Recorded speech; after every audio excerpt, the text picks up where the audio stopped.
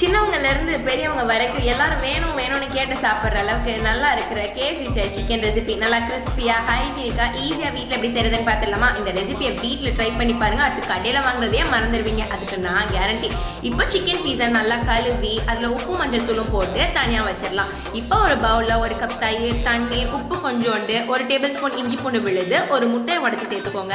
1/4 teaspoon மல்லித்தூள், 1 table spoon மிளகாய் தூள், 1/4 டேபிள் ஸ்பூன் மஞ்சள் தூள், 1/4 table spoon garam masala optional தான். இப்போ சிக்கன் பீசஸ் ஃபுல்லாக இதில் போட்டு புரட்டிக்கோங்க. நான் முட்டை சேர்க்க மறந்துட்டேன், பட் நீங்கள் மறந்துடாதீங்க.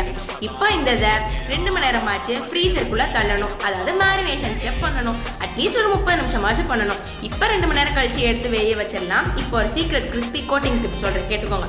ஒரு தட்டில் 1 கப் கோதுமை, 1/2 கப் கார்ன்ஃப்ளவர், உப்பு கொஞ்சோண்டு, காஷ்மீரி சில்லி தூள் 1/4 டேபிள் ஸ்பூன் சேர்த்து நல்லா மிக்ஸ் பண்ணிக்கோங்க. இப்போ டிப் பண்ணி வச்சிருக்க சிக்கனை இந்த மாவில் போட்டு நல்லா புரட்டி எடுத்து தண்ணியில் முக்கி மறுபடியும் இந்த மாவில் போட்டு புரட்டி எடுத்தீங்கன்னா நல்லா கிறிஸ்பியான அவுட் சைட் லேயர் உங்களுக்கு கிடைக்கும். இப்போ ஒரு பேனை ஆயில் ஊற்றி 5 நிமிஷம் மீடியம் ஃப்ளேமில் ஹீட் பண்ணிக்கோங்க. அந்த ஹீட் பண்ண ஆயிலில் நம்மளுடைய சிக்கன் பீசஸை கொஞ்சமாக இறக்கி விட்டு நல்லா பொரிச்சு எடுத்தீங்கன்னா இன்னும் என்ன வெயிட் பண்ணுறீங்க? செஞ்சு பாருங்க, செம்மையாக இருக்கும். சாஸோட தொட்டு சாப்பிடுங்க, மஜாவாக இருக்கும். மெஷர்மெண்ட்ஸ் ஃபர்ஸ்ட் கமெண்ட்டில் சொல்கிறேன்.